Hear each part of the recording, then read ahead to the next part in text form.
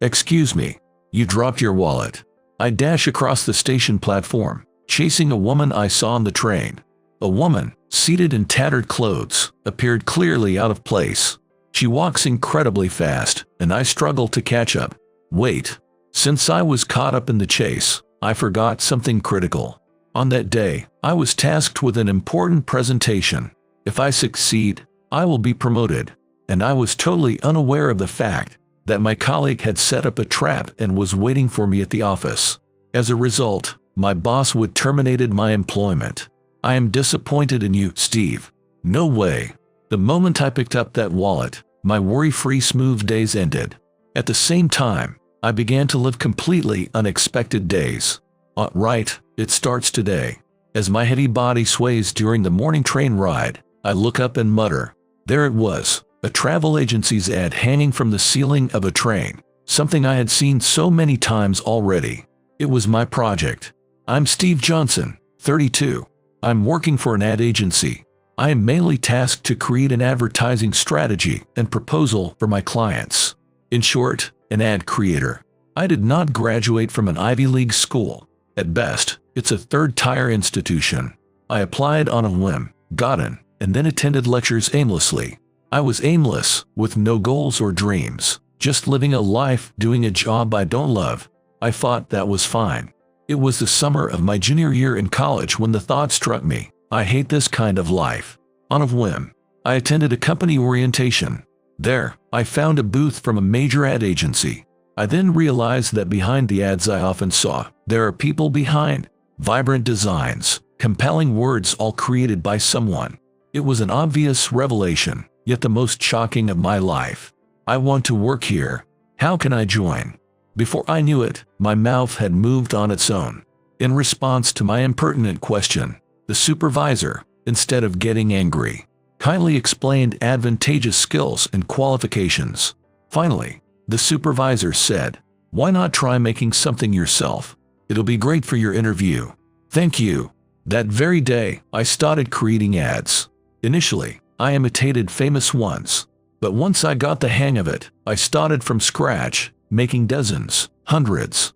During this process, I realized that I don't have talent and regretted my aimless life.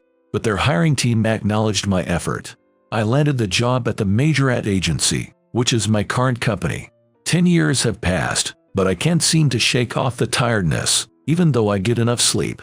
I don't have as much energy as I used to back then. Those days were when I was most focused and committed to my job. Nevertheless, my passion for advertising persists. Now, I am given the opportunity to handle big projects. It's a battle every day. Heading to the battlefield, the train moves smoothly. I look up at the ad I worked on, thinking, nicely done, praising my own work. Needed to uplift my slightly weary heart. There are two factions at my workplace, each with its own set of beliefs and approaches. One is the self-driven individual group, those who has climbed the corporate ladder through their own abilities and merits.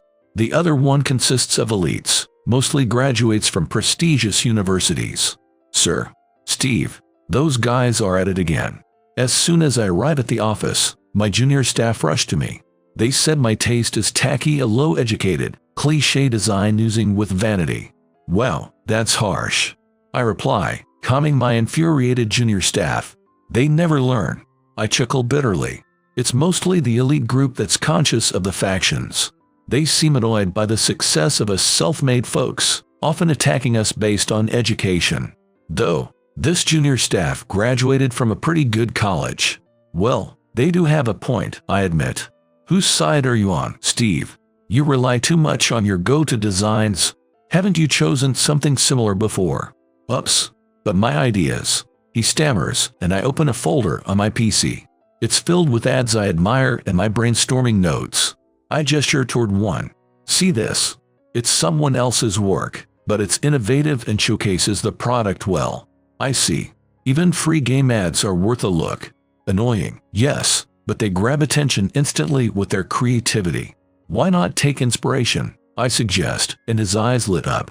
You're always learning. You're a true leader, Steve. I don't recall signing up for that role. The epitome of low-educated to the elites. I am inadvertently the leader of the self-made, and naturally, a prime target for the elites. I won't let you win, ever. A man smirking points at me. It's Anderson, my colleague. He belongs to the planning department and is a highly educated elite leader. For some reason, he sees me as a rival. It all started this morning when my boss called both of us into a meeting. Steve and Anderson, each of you needs to pitch a plan for a new commercial for a certain fashion brand. That's what my boss told us. But the real issue came with the words that followed. The higher-ups have high expectations for this project. The decision for the next chief will be based on the output of this project. Once my boss closed the meeting, Anderson's eyes sparkled fiercely, leading to his earlier declaration. So, the one whose plan is chosen becomes the next chief. Of course, the result is already evident, isn't it? Anderson turns briskly, his entourage nodding in agreement. Meanwhile, the self-made group looks on with disdain. My junior staff came up to me. You've got to win this game, Steve. It's not about winning or losing. Having Anderson as my boss would be unbearable. Our future depends on this game, please. After joining the company through sheer effort and continuing to work harder than anyone for 10 years, whispers of Steve as a candidate for a promotion soon had just started. I'd be lying if I said I don't want to beat Anderson. But still, I can't take this project entrusted to me as a mere personal victory or defeat. Hey, guys, Steve's saying something. Why don't you listen? Anderson's comment draws the elite's attention all at once. Deliberately, I reluctantly face him. What do you want, Anderson? Nope. I was just wondering if you, with your strong heart covered for education with effort, are scared taking on a battle with no chance of winning. Anderson sneers, and his entourage erupts in laughter. Daily taunting like this would wear anyone down. For me, it's been 10 years. So, how about we settle this, Steve? Let's see if your gritty effort from a third-rate college can surpass the barrier of education. By the way, just so you know, there's no history in our company of anyone from below a second-tier college holding a position. Surrounded by laughter, I couldn't respond. Anderson was right. Our company strongly favors educational background. If someone with the same educational background as me were to be promoted to a chief position, it would be an extraordinary move. Could it change the company's culture? A faint hope sparked within me. Of course, I'll do it. Let's do our best. As I reassured the self-made group and challenged the elites, I extended my hand to Anderson with a smile, and he grasped it with a sly grin. That's the spirit. Fair and square, right? Yeah. At that moment, I forgot something crucial. I shouldn't trust his words. Today, I have 2 meetings, and oh no, I forgot to reply to emails. Then, there's that deadline too. Juggling a packed schedule, I board the crowded commuter train. Naturally, the new project is an addition to my already demanding workload. As a result, it makes things even busier. Anderson has become even more bothersome since then.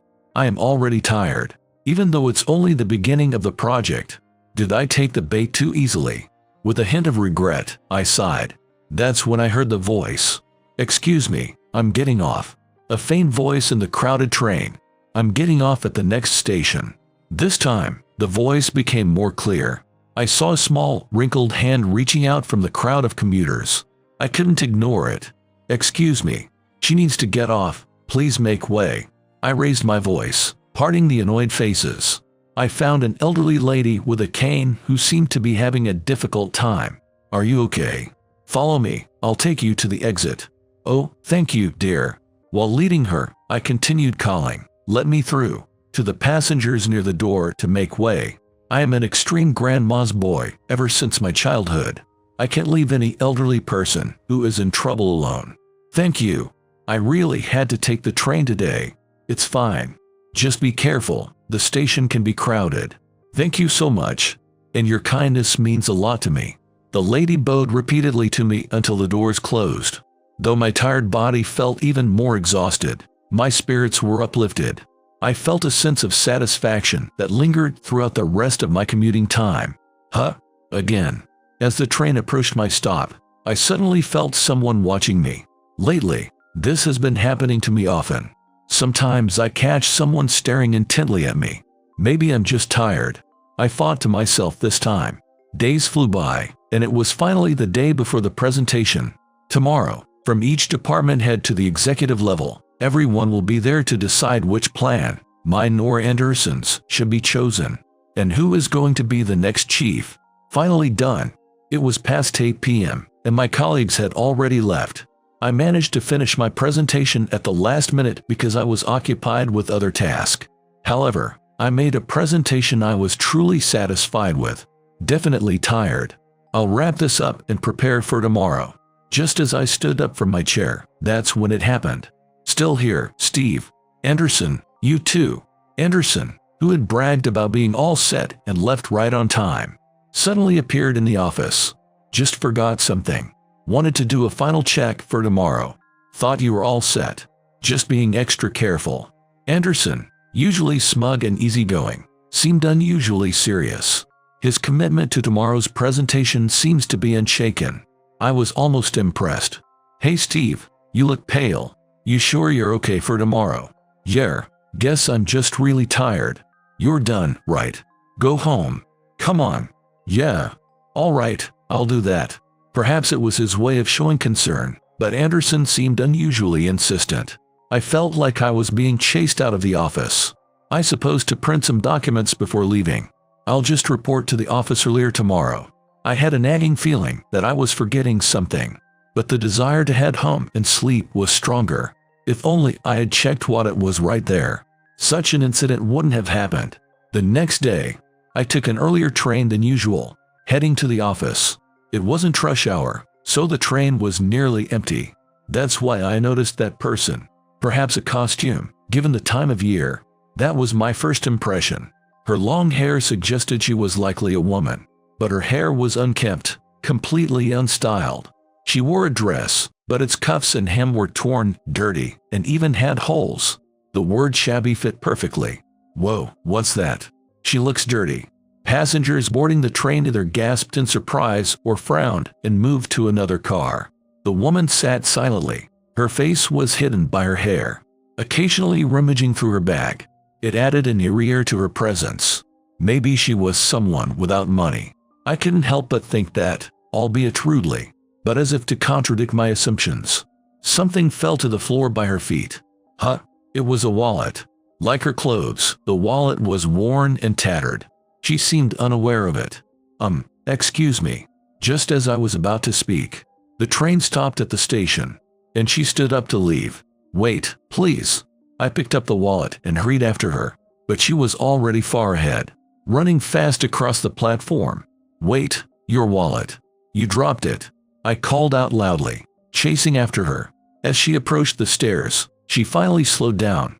Excuse me. You dropped your wallet. I boldly grabbed her arm. As she turned around, I was taken aback. Though she ran fast, she wasn't the least bit out of breath. Calmly, she said, "Oh, really? You found my wallet, did you?" "Yes. Is this yours?" "Yes. Thank you very much." She bowed gracefully, a surprisingly elegant gesture. As I stood there in astonishment, she quickly ascended the stairs again and disappeared in no time. What a strange person, I thought. Oh no, I suddenly realized my mistake. I had gotten off at the wrong station, not the one near my office. And now, I was going to be at work at the usual time anyway. I can't believe I did this. I rushed back to catch another train, jostled in the usual commute rush. I hurried to the office to print my materials. But when I arrived, I was hit with a shocking realization. What? The presentation starts promptly at 9 a.m.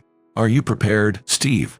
My boss asked me, but his words barely registered in my mind, as if I couldn't quite process what he was saying.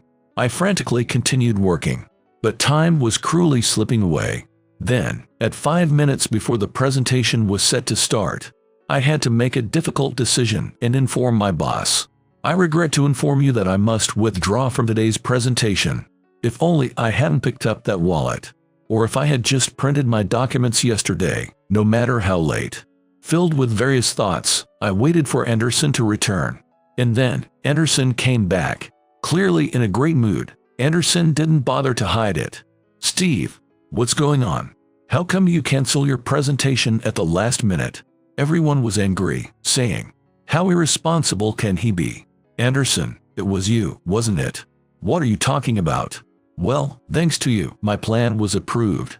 Thank you, Steve. Saying so, Anderson sported a hideously twisted grin. It was him all along. As I realized this, I felt a wave of self-disgust and my energy drained. Why did I believe his words about fair play? I noticed something was off as soon as I turned on my PC at work. Something was different from yesterday. A gut feeling led me to check the documents, and it was far worse than a mere something. Numbers were absurdly wrong, easily spotted even by a child. Names and company references were completely unrelated. Photos and graphs were either replaced with irrelevant ones or crucial parts were deleted. In short, the documents were disastrously tampered with. Even the backups are gone. I checked them before leaving. Ultimately, I couldn't fix everything. With the documents in no state to be presented, participating was impossible. And so, I lost a once-in-a-lifetime opportunity. Why did you withdraw, Steve? The words from my junior staff, who is unaware of the situation, sounded resentful. Now the elites will have even more influence, making life harder for us self-made folks. Feeling sorry for them, I could only say, I brought it upon myself. Anderson's project officially kicked off, progressing remarkably well. When the lead for the commercial film was confirmed, Anderson was overjoyed, almost jumping. It's Ashley Parker. I've been a huge fan since her debut. She was a sought-after actress and model, with a stunning 8-head-tall figure, charming face, and exceptional acting skills, popular with both genders. With such a hot personality on board, the client's expectations were understandably high. Indeed, a huge amount of money was involved in the project, but all of that was no longer my concern. Steve, this is unquestionably incorrect, my junior staff said, outraged. I quietly continued to organize my desk items, knowing I'd be leaving the company in a month. This decision was made just this morning. I'm disappointed in you. I didn't expect this kind of behavior from you, my boss said dismissively when he called me into his office out of a cloud. He accused me of engaging in various misdeeds behind the scenes, taking credit for Junior's achievements as if it's routine, being rude to clients, causing numerous complaints. You've been covering them up, and now this cowardly act. Cowardly? What exactly have I done? The project you were supposed to propose wasn't it originally Anderson's idea. He had to start from scratch because you stole it. Anderson himself testified to this. That's not true. Including my other protests, all these accusations were baseless. Even if you wanted to beat Anderson, your actions are inexcusable, my boss said. He concluded I could no longer work with them. With due consideration of your past work output, we'll officially process it as a voluntary resignation. You wouldn't want these rumors spreading, would you? So, I'm being fired. All your years of effort, wasted, Steve. With that last remark, I lost any will to resist. I was being fired based on the fabricated facts and untrue stories, even though they know my years of effort, and blindly believing Anderson's accusations. Let's keep us working hard to create great ads. Steve, with a tearful expression, my junior staff looked up to me for the last time as a mentor. I sent him the folder filled with ideas that I've been saving for the past 10 years. I mean it. You can do this. I know it's precious and mean a lot to you. I've gone through it so many times. It's all in my mind now. It's okay. But I want you to share this file with your colleagues, regardless of factions, to collaborate and produce better work. With that final wish, I entrusted it to you, my junior. Well, I've acted cool, but now I'm a week away from being jobless. I walked to the nearest station with a heavier step than usual. The realization of being fired slowly sunk in over time. Now, I was at rock bottom, filled with shock from being framed, the disbelief of my boss, and the betrayal of seeing my hard work labeled as stolen ideas. Being hit with so many shocks at once was a first in my life. And now, I didn't feel confident about bouncing back anytime soon. What would become of me? I told my junior to carry on, but do I really want to continue in this line of work? Honestly, I wasn't sure. I just wanted to stop thinking about anything, so I let out a deep sigh. That's when it happened. Oh, sorry, I wasn't looking at my path. I felt a light impact on my shoulder and instinctively bowed my head in apology. In the next moment, I was so startled I almost lost my balance. Whoa, there she was, the woman I met in the train, with disheveled, damaged hair. The shabby woman who had dropped her wallet. She was in the same tattered dress. Long time no see. In my panic, I somehow managed a normal greeting. She silently stared at me through her long bangs, intensely, honestly, tremendously. Am I scary? Yes, very. Oh, I became more scared of her and got restless because she exactly read what's in my mind. My legs started to shake. Unexpectedly, she smiled at me. Good. What? You're the one who picked up my wallet the other day, right? Your kindness means a lot to me. As a token of my appreciation, I would like to invite you to enjoy a meal together. I never expected that a woman who looks like a character from a horror movie would actually offer to treat me to some good food. Dazed, I just followed her as she said, "This way," and led me somewhere. We ended up at a high-end looking restaurant near the station. The woman, allegedly familiar with the place, requested a private room, implying that she is a regular customer. Now, she's enjoying her glass of wine in front of me. Don't worry, allow me to treat you today as a token of my gratitude for the other day. Thank you, but how did you know my name? Your employee ID is still hanging around your neck. Oh, right. I hadn't even noticed. So absorbed in my own thoughts I was. By this time, my mind is struggling to process the series of unexpected events. Your unexpected invitation has certainly lifted my spirits. Your gratitude is more than enough. Were you feeling down? Just dealing with a lot? A lot? Yes. Actually, I've been fired from my company. Surprisingly, the woman proved to be a good listener, encouraging me to open up about my situation. With her mysterious appearance and seemingly affluent demeanor, she was an enigma. On the worst day of my life, to meet such a person. We can't disturb the other guests, so please, Steve, take your time and enjoy. But I was in advertising. Steve, sorry, just reminiscing. Life-changing shocks aren't something you experience often. The woman tilted her head. I know I'm contemplating with vague words. After a moment of thought, she hit the nail on the head. So, you want to continue working, don't you? You don't really want to quit, right? That company changed your life. Now I remember. The impact I felt during a job fair I attended in my college days suddenly struck me. The impact that drove me to plead with the supervisor, emphasizing my genuine desire to work for this company. Those feelings, dormant since that time, suddenly came rushing back. Yes, I do want to continue. I want to keep going at that company. No matter what happens, I'm not giving up. I confessed, my voice choking with emotion. She smiled gently and said, "Please tell me more. Why do you have to leave your job, Steve?" For some reason, I felt as if she was angry on my behalf. The next day, when I arrived at work, rumors had already spread. They alleged that I am officially resigning from the company voluntarily, but the reality is that I am being fired due to misdeeds. Here he comes. Is it true? The entrance buzzed as I appeared. Anderson arrived, smirking triumphantly. "Hey, Steve, time to pay the piper, huh?" I knew who had probably spread the rumors, even without asking. He wouldn't leave any evidence implicating his identity, though. Just leave everything to me. As the soon-to-be chief, I'll lead the team effectively. Regardless of faction or educational background, I'll take care of everyone. Steve, mind yourself. You are free to go on reflection, job hunt, or whatever. Thanks for your advice. How can I believe what Anderson's saying? Clutching onto a sliver of hope, I emphasized, I'm counting on you. Last night, the woman had assured me of her help. What could she possibly do?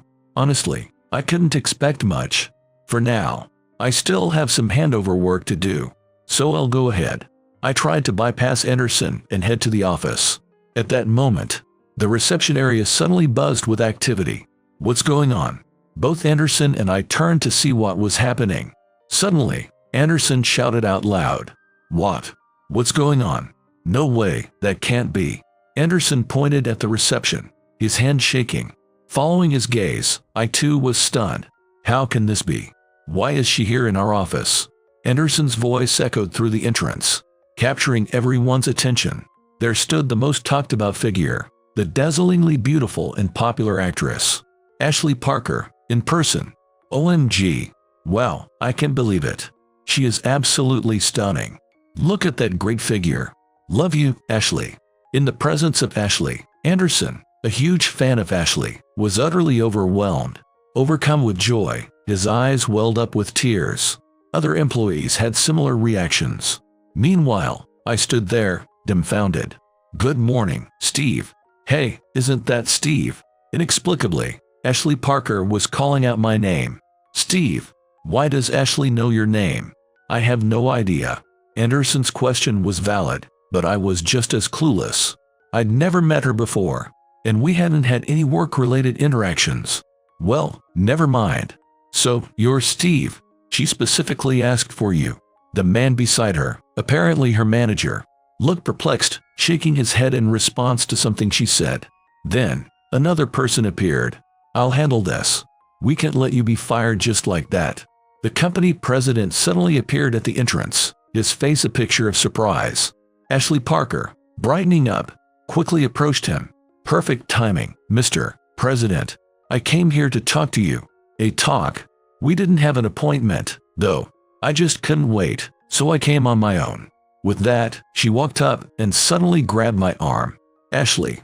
Anderson turned pale and nearly fainted beside me, yet she remained indifferent to the commotion around us. Instead, she boldly declared, if Steve is in charge, I'll accept the offer for the commercial filming. If not, I won't sign a contract. Naturally, I found myself utterly dumbstruck. Then she covered her mouth and nose with her hand, revealing only her eyes. See, you can tell, right? Wait, are you? Nice to see you again, Steve. She started to laugh. In fact, she's the woman I had dinner with at the restaurant last night. You were, last night. Quite different, right? I like getting into character for my roles. As part of preparing for a horror movie role, she adopted a disheveled appearance to authentically portray the aftermath of the unsettling events that unfold inside a train. That's why she was thrilled when I called her scary yesterday, feeling like she had gotten into character. Ashley Parker revealed all this, explaining her story. I hadn't taken a train in so long, and while searching for my ticket, I dropped my wallet. I was in a rush for the next shooting. You really helped me out then. That's why you ran so swiftly. I was truly frightened by what you did. Well, then I guess my role preparation was a huge success. She laughed innocently. Her smile was so charming that even I, not a fan, was taken aback. But then, her demeanor changed completely. I trust Steve and want to work with him. Could you please hear the full story? Ashley's smile disappeared, and now she appears in a very serious mood. Ashley deeply bowed to the company president. Her assertive stance overwhelmed everyone, including the company president. If Ashley says so, then certainly. Let's discuss it in my office later. At those words, Anderson snapped back to reality. Mr. President, isn't he supposed to be fired? Anderson began listing my supposed wrongdoings as if they were true. But it was Ashley who spoke next, not the company president. I've heard about that from Steve. It's all lies, isn't it? Ashley, why would you say that? I'm not lying. Because Steve said he did nothing wrong. I don't believe Steve would lie. Please reinvestigate. Ashley bowed again to the company president. Initially, he looked puzzled, but then firmly nodded. All right. I felt my eyes become tearly. Someone believed in me this much. And she kept her promise to handle it with remarkable efficiency. Subsequently, the company president ordered a thorough reinvestigation. The reinvestigation revealed the facts, and it was Anderson who lost his job, not me. It was proven that he had fabricated my misconduct, and in fact, he had repeatedly committed misconducts. On the day Anderson left the company, I asked him, "Why did you do it, Anderson? You didn't need to go to such lengths. Can you see?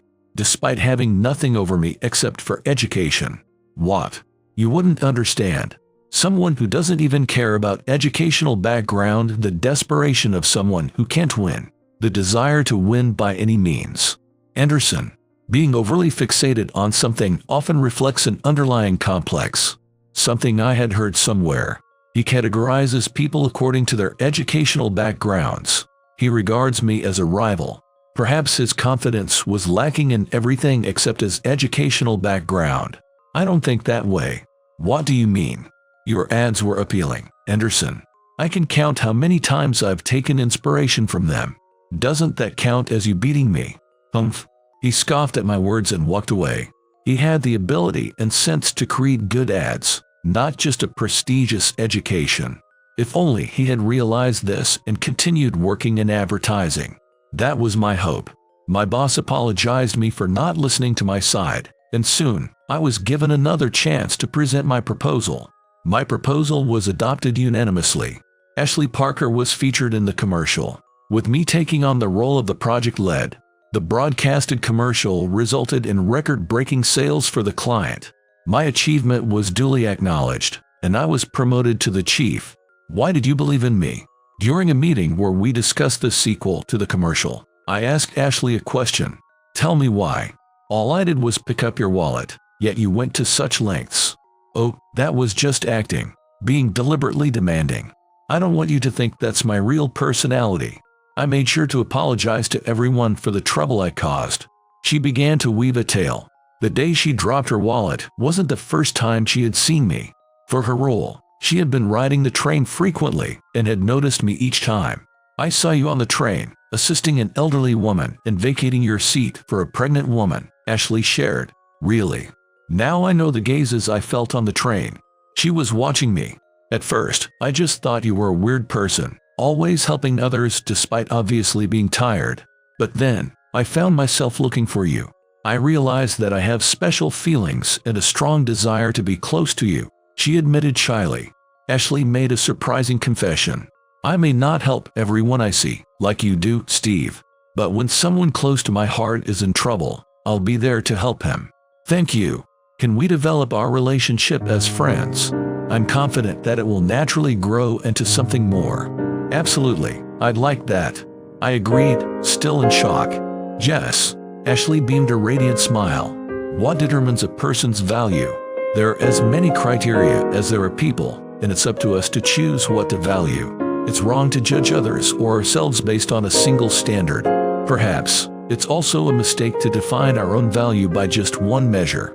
I keep creating ads to convey these messages. Looking at things from a new perspective might reveal values we've never noticed before. I want to help bring those insights to light.